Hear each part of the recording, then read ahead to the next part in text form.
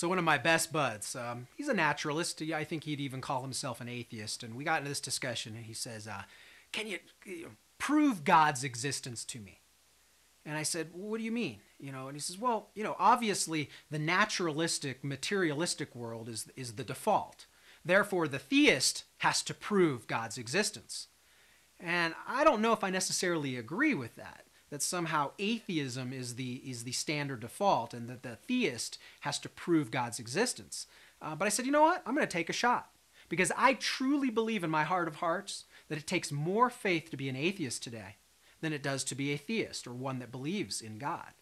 And so I took a stab. He said, no, I want certainty. I want scientific certainty. And I said, well, I can't prove God through some kind of notions of mathematical calculations. But I say 21st century tools have allowed us to declare an intelligent designer like never before. Let me give you a shot. Causation, okay? I think God provides the best explanation for the existence of all that we see, the origin of the universe and its fine-tuning.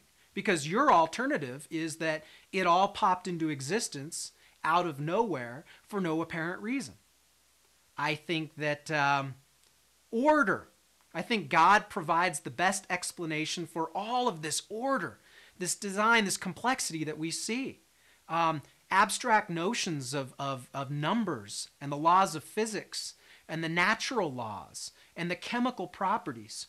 All of these things, that ordered complexity, I think, declares God. Because your alternative is that all of those things randomly developed out of the chaotic first elements, the Big Bang. The design that's inherent in everything that we see, the stellar, the planetary, the organic worlds. I think God provides the best explanation for all of that incredible design and complexity and code. Because really, the alternative is that all of that popped out of the desert somewhere when matter was just acting on matter for a sufficient period of time with no guidance whatsoever.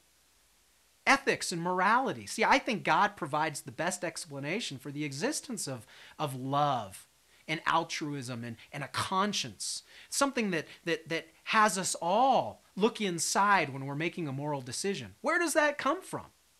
Does matter become mind? Or does mind beget matter? Does mind become matter? Do you see where I'm going with that? Again, I think God provides the best explanation for the existence of the subconscious world, the ethical world, the moral world, and notions of emotion and love. So when I looked at the causation and the order and the design and the ethics, I flipped it back on him and I said, I think that I've made a pretty good case for the existence of God. Your turn.